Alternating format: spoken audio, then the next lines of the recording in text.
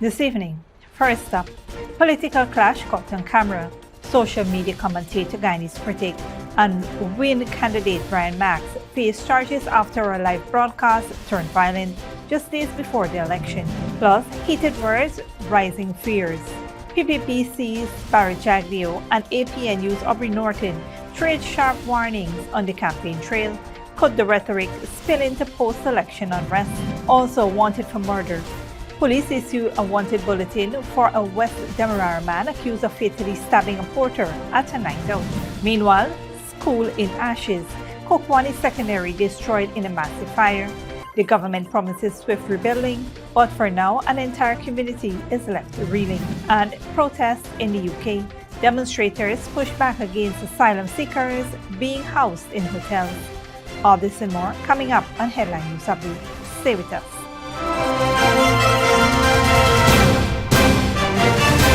Welcome to this broadcast of Channel 2's Headline News Update for August 25th, 2025. I am Baby Bacchus. Thank you for joining us.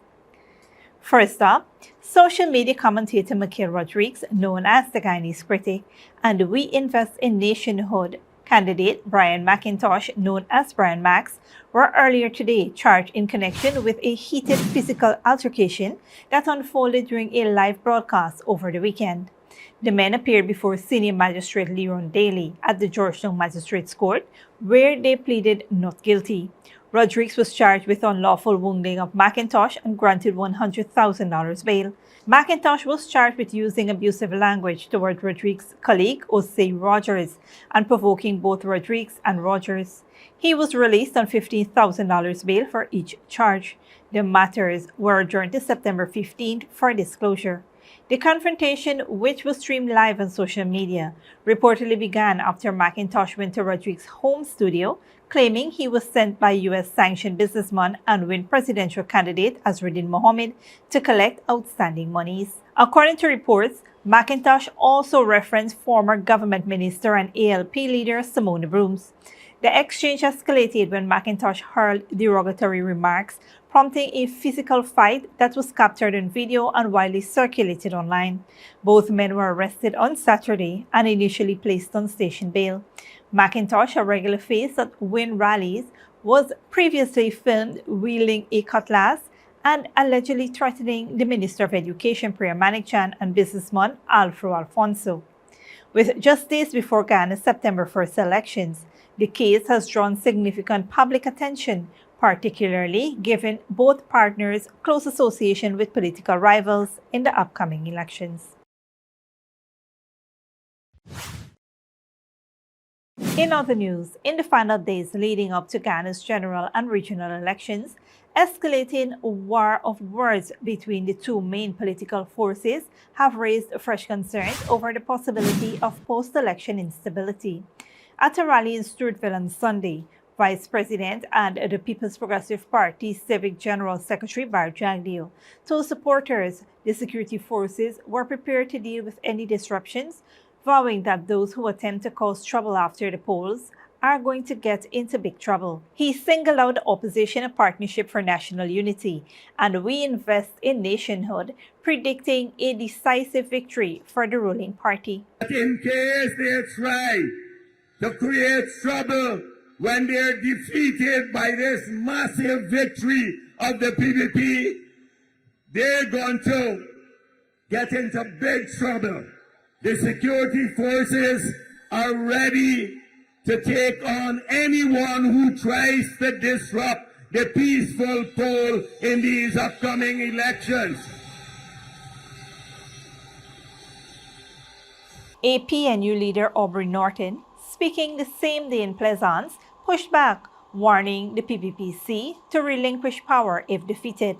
If you lose these elections, you must go. You must not tell us about bringing the police. You might have a commissioner who is a puppet, but the Guyanese people aren't. And we're saying to you, Bharrat Jagdeo, we're going to beat you. We're going to beat you in a fair fashion. And anything you try, you will face the full consequences.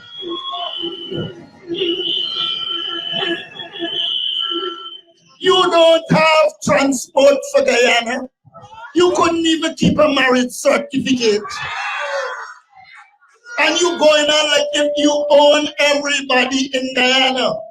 We are not afraid of you. We are not the people in the PPP when you talk, run and hide. You are a little coward that come from Jamaica hiding behind state power. And if you want us to clash, let us clash. Norton accused Jagdeo of underestimating APNU's strength. Norton also previously cautioned that his party is prepared to behave bad if irregularities occur. Also launched a personal attack on Jagdeo, calling him a complete idiot. The September 1st elections will decide the presidency, 65 parliamentary seats, and control of all 10 regional councils. 6 candidates are contesting the presidency, though observers see the race as a showdown between the incumbent PPPC and APNU. International observers, including the Carter Center, OAS, and Commonwealth, are in Guyana to monitor the polls. As Ghana braces for its September 1st elections, the escalating rhetoric between the rival parties has heightened anxieties over what could follow at the polls. With international observers already on the ground, much now rests on whether political leaders and their supporters can ensure that Ghana's democratic choice is decided peacefully at the ballot box rather than tested in the streets. On a different note, the Ghana Police Force has issued a wanted bulletin for 30-year-old Jonathan Jagdeo of Reading Hope, West Demerara, in connection with the murder of the Falford Simon Harry, a porter attached to the Ghana Water Incorporated. Harry, also known as Harry Machiavelli, was fatally stabbed around 3 a.m. on Sunday during an altercation on the Reading Hope Public Road in the vicinity of Bright Star Chinese restaurant. According to police, Harry and a friend had just left a car and bike show at Lenora and stopped at a roadside stall to purchase food when an argument broke out between Harry and the defendant. The confrontation escalated and the suspect reportedly armed himself with a knife. Harry attempted to defend himself with a belt but was stabbed in the neck. He collapsed while trying to escape and was rushed to the West Demerara Regional Hospital, where he was pronounced dead on arrival. Harry, a father of 2 from Best Village, West Coast Demerara, was taken to the Ezekiel Funeral Home pending a post-mortem examination. Investigators recovered a blood-stained knife without a handle and Harry's belt at the scene. CCTV footage from nearby businesses is being reviewed as part of the probe. Police are urging anyone with information on Jagdeo's whereabouts to contact the nearest police station as an investigation is in progress. Stick around when we return. Nearly 1,000 offshore workers could be denied right to vote, win warrants, and Kwakwani Secondary reduced to ashes, government pledges to rebuild.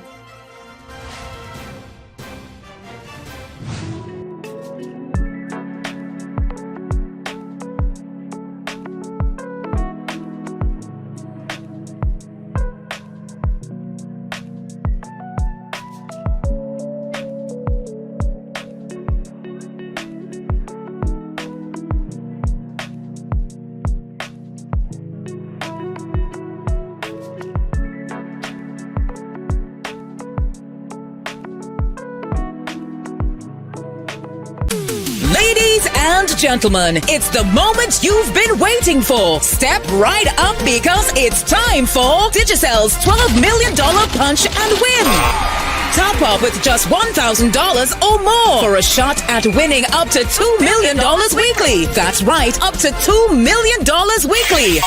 6 weeks, $2 million per week. Will you be one of our lucky winners? There's only one way to find out. Top up, punch, and win. Only with Digicel. Digicel, better connected.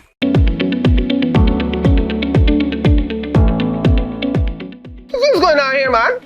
Why the two of y'all look so gloomy? Uncle Joe, you know thief man been in we house and thief all we valuables, including the ID card. Now election come around and we want to go vote. We ain't get no ID card to identify ourselves. Now we can't go vote. Well, you need to apply to GCOM to have your ID cards replaced. But you need not worry that you won't be able to vote because you don't have your ID cards. GCOM has put other measures in place to accurately identify voters like you who may not have the ID cards. Well, how they gonna do that? How they gonna know is we name on the list if we don't have ID to prove it? In addition to your ID card, voters can present their valid passports or valid driver's license if they have these. Really? But further, GCOM has placed your photograph alongside your name on a folio which will be at the polling station. And if you go to the polling station without a photo ID, you will be asked to state your name and address. The elections official will look at your face and then compare it with the photo alongside your name on the folio to confirm that they are the same. Then you'll have to answer some questions to verify your identity. If the election official is satisfied that you are the person who you claim to be, you will be allowed to vote after taking an oath of identity. So you get to vote? For more information, contact the GCOM on 225-027729 or visit www.gcom.org.gy. Sneakily with a gift of sight from Modern Optical Services. Let our professional team examine and prescribe what's best for your eyes. Common smiles make fashionable faces. See us for a full line of optical services, including brand name and prescription eyewear.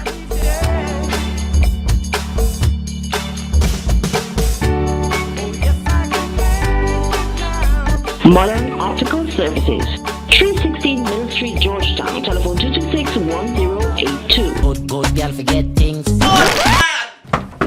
What's the problem, Granny? I want money for borrow for those surgery. I was dancing and I fall and fracture my hip. If you need some quick money, you should check Lender's Jewelry and Pawn Shop. Lender's Jewelry and Pawn Shop, lot 238 South Road, Border, Georgetown. Get jewelry made to order in just 72 hours. We also accept vehicles. Lender's, best rates, longest payback period. Boys, I get through. Plus, I could dance again. Lender's Jewelry and Pawn Shop. Welcome back. With just days to go before Guyanese head to the polls, concerns are mounting that nearly 1,000 offshore oil and gas workers could be denied a chance to vote. We Invest in Nationhood has urged the Ghana Elections Commission to act swiftly, warning that the absence of special arrangements may silence the voices of those stationed on FPSOs and rigs come September 1st. WIN said it has received complaints from workers that employers had made no arrangements for them to leave the floating production, storage and offloading vessels or rigs on election day. The party criticized GCOM for falling short in preparations and urged the adoption of a hopscotch voting method to guarantee participation. At a press conference last week, PPPC General Secretary Bharrat Jagdeo also expressed concerns, stressing that while his party cannot instruct GCOM, he hopes companies will allow workers time off with pay to vote. Meanwhile, oil companies have notified employees that those scheduled to work offshore on Elections Day would have to decide in advance whether to remain onshore to vote or continue operations. Workers intending to vote were required to declare this by July 31st. GCOM has since reminded employers of their legal obligation under the Representation of the People's Act to grant workers time off to vote without penalty. Failure to comply could result in fines of up to $65,000 and up to 6 months imprisonment. As Election Day approaches, the fate of offshore workers' participation now rests on whether employers and election officials can bridge the gap between duty and democracy. For nearly 1,000 citizens stationed at sea, the question remains, will their right to vote be protected, or will the nation's fastest growing industry leave them voiceless on September 1st? In other news, another secondary school has been reduced to ashes after a fire swept through the building, destroying everything. The Kwakwani Secondary School in Pathville, Upper Berbice River, was completely destroyed by fire in the early hours of Sunday morning. Police said the blaze began around 3:40 a.m. and quickly engulfed the one-story concrete building. Despite efforts by auxiliary staff and a fire pickup unit, the structure was reduced to rubble. A security guard on duty reportedly seeing smoke from the headmistress's office before the fire spread. Investigators also noted the community experienced frequent power outages that night, though the exact cause of the fire remains unknown. In response, Public Works Minister Bishop One Edgehill described the destruction as painful news and announced that the government has committed to rebuilding the school. He assured parents and students that reconstruction will be completed swiftly with temporary arrangements in place to prevent any disruption to learning. Edgehill added that the administration will work with regional and local authorities to ensure the community continues to benefit from government development programs. The fire has left a deep void in the Kwakwani community, but with the government's pledge to rebuild and temporary facilities provided, students and parents are being assured that education will continue without disruption. As investigations into the cause of the blaze proceed, attention now turns to recovery and the promise of a stronger, rebuilt Kwakwani Secondary School. Don't go away after the break. Mexico lifts 8 million people out of poverty since 2022, and Peru's Amazon under threat, industry blamed for massive land loss.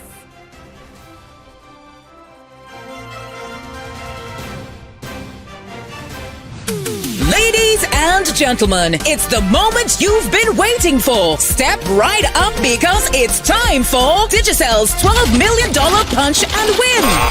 Top up with just $1,000 or more for a shot at winning up to $2 million weekly. That's right, up to $2 million weekly. 6 weeks, $2 million per week. Will you be one of our lucky winners? There's only one way to find out. Top up, punch, and win. Only with Digicel. Digicel, better connected. Good girl forget things. What's the problem, Granny? I want money for Bharrat for those surgery. I was dancing and I fall and fracture my hip. If you need some quick money, you should check Lender's Jewelry and Pawn Shop. Lender's Jewelry and Pawn Shop, Lot 238 South Road Border, Georgetown. Get jewelry made to order in just 72 hours. We also accept vehicles. Lenders, best rates, longest payback period. Boys, I get through. Plus, I could dance again. Lender's Jewelry and Pawn Shop. Sneakily with a gift of sight from Modern Optical Services. Let our professional team examine and prescribe what's best for your eyes. Common smiles make fashionable faces. See us for a full line of optical services, including brand name and prescription eyewear.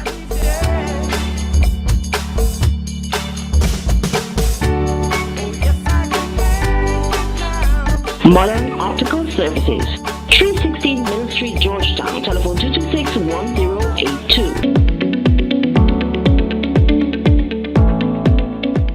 What's going on here, man?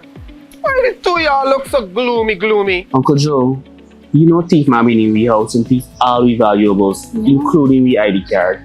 Now election come around and we want to go vote. We ain't get no ID card to identify ourselves. Now we can't go vote. Well, you need to apply to GCOM to have your ID cards replaced. But you need not worry that you won't be able to vote because you don't have your ID cards. GCOM has put other measures in place to accurately identify voters like you who may not have the ID cards. But how they gonna do that?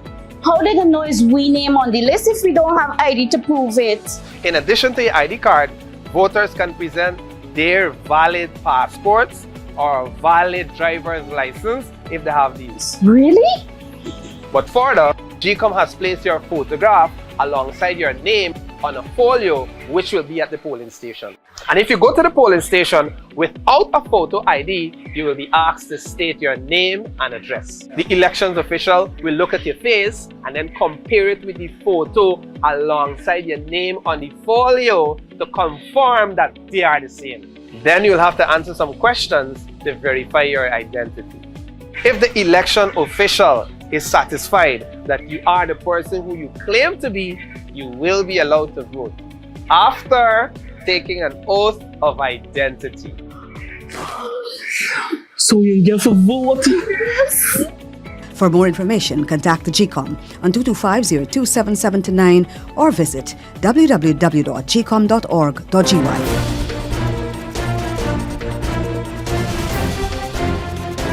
Welcome back. Now we take a look at what's happening in the region and around the world. Good evening, I am Nikita Ford. Welcome to our regional and international news segment, which keeps you informed and up to date with a trending news story worldwide. In the Caribbean, St. Lucia experienced a 4.4 magnitude earthquake Sunday night, just days after a 4.0 tremor. The Seismic Research Center said it struck at 8:51 p.m. at the depth of 15 km. Felt in Martinique and Dominica, no damage or injuries were reported. Meanwhile, in South America, Peru, home to the second largest Amazon region after Brazil, is facing a devastating environmental crisis. Al Jazeera Mariana Santos reports. The Amazon rainforest disappearing. 150,000 hectares lost every year in Peru. In the Ucayali region, oil palm, cocoa, rice plantations are expanding. The Environmental Investigation Agency says contributing to clearing tens of thousands of hectares of forest. Outside the regional capital, Pucallpa, it doesn't look like the Amazon anymore. Juan Ruiz fears that without a property title, the land inherited from his father will be encroached by the huge companies. We demand authorities to issue a ruling that gives us the titling to work peacefully. Juan also worries that traffickers could invade his property. Legal experts say regulations have facilitated land grabs. Some companies associate with phantom crops to invade territories. A land trafficker gives a farmer some hectares and tells him, work your plot, but that is only a hoax because it will be planted with oil palm, and they do it strategically near the oil palm company. In March, Peru's Congress approved an amendment to a forestry law giving a green light to agricultural projects in previously banned areas. Lawmakers say the law will help small farmers overcome requirements to export their products. But critics say instead it will help huge companies like the oil palm industry here to expand and ultimately destroy vast tracts of forest land. The expansion is killing the rainforest, but not everyone is against the agribusiness. 40% of Peruvians in the Amazon live in poverty. Wilson Barbaran, leader of Santa Clara de Uchuña community, says the oil palm company Ocho Sur, the largest in Ucayali, helped them build a clinic and pave a road. Why would we take care of a tree 20 or 30 years? What is the tree giving us? If we protect the tree, are we going to give a leaf to our children for them to eat? We need to move on with these projects. The Shipibo Conibo indigenous people say they're trying to protect their ancestral lands. The forest is our market. We hunt, fish, and consume the natural products. With deforestation, we lose our food supply, forcing us to migrate. Indigenous people here say the fight for the preservation of the rainforest is now more urgent than ever. Mariana Sanchez, Al Jazeera, Pucallpa, in the Peruvian Amazon. Mexico Data Agency says more than 8 million people have been lifted out of poverty since 2022, an 18% decrease. Al Jazeera Julia Galliano reports. Felipa Sanchez is far from financially stable. But for the last 6 years, she has at least been able to afford the basics: food, rent, and school supplies for her 9-year-old daughter. That's largely thanks to a series of monthly cash transfers she receives from the Mexican government, part of a series of social programs aimed at Mexico's poorest. Felipa's family qualifies for several of those programs, including one for having a disability, totaling about $250 a month. Combined with her modest income from selling second-hand items, it's just about enough to live on every month. For me, it's what keeps me afloat. If I had a job, I could use that to support myself, but employers won't hire me with my disability. Now, a newly released report from the country's statistics agency is showing these programs have been instrumental in reducing poverty. More than 8 million people were pulled from poverty between 2022 and 2024 under the presidency of Andrés Manuel López Obrador, while extreme poverty dropped by 23% during that time. Critics of these social programs say they are just cash handouts meant to buy political loyalty, and that far from pulling people out of poverty, what they do is continue this cycle of dependency on the government. But not all experts agree, saying the social programs must be seen alongside a number of significant increases in the minimum wage. Between 2018 and 2025, Mexico's minimum wage tripled, jumping from $4.75 a day to $15 a day. The raise to the minimum wage impacts low-income households, which in turn reduces inequality. Last year, higher-income households made 20 times more than low-income ones.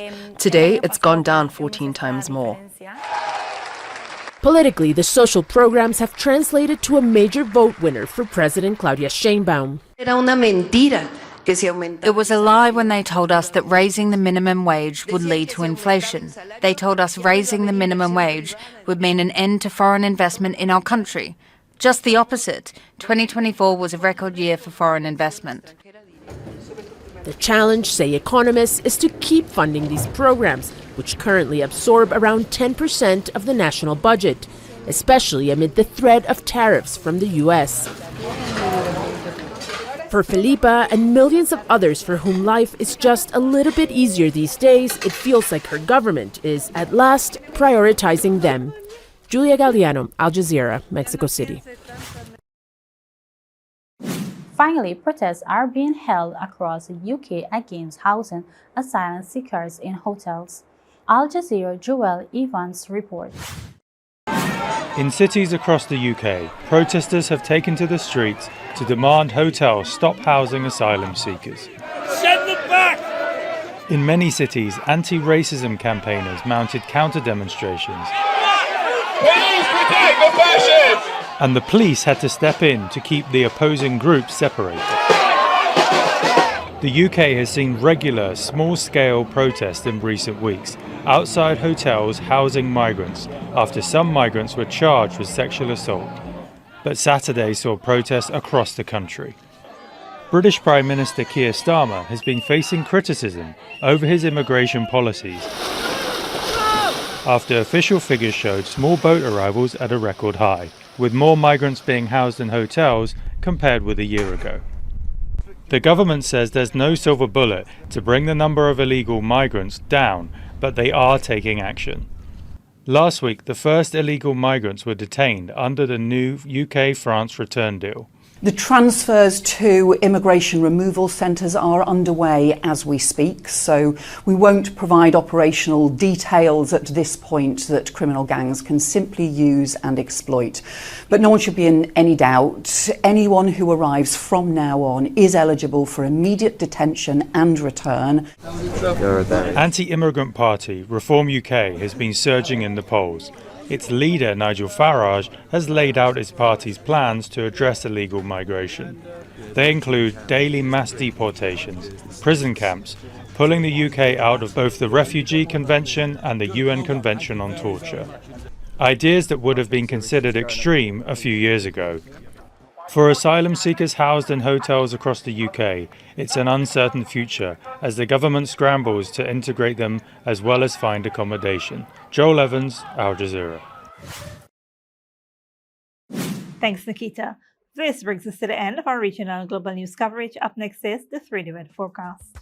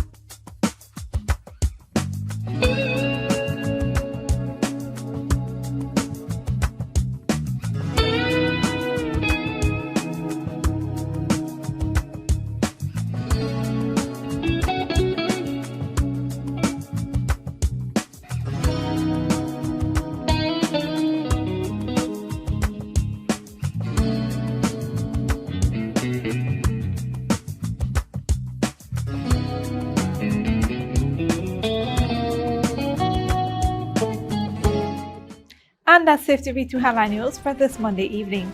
As we take our leave, we invite you to follow us on Facebook and YouTube. You can tune in tomorrow at 6:30 a.m. for rebroadcast and at 7 p.m. for more news. Until then, please take care of yourselves and each other.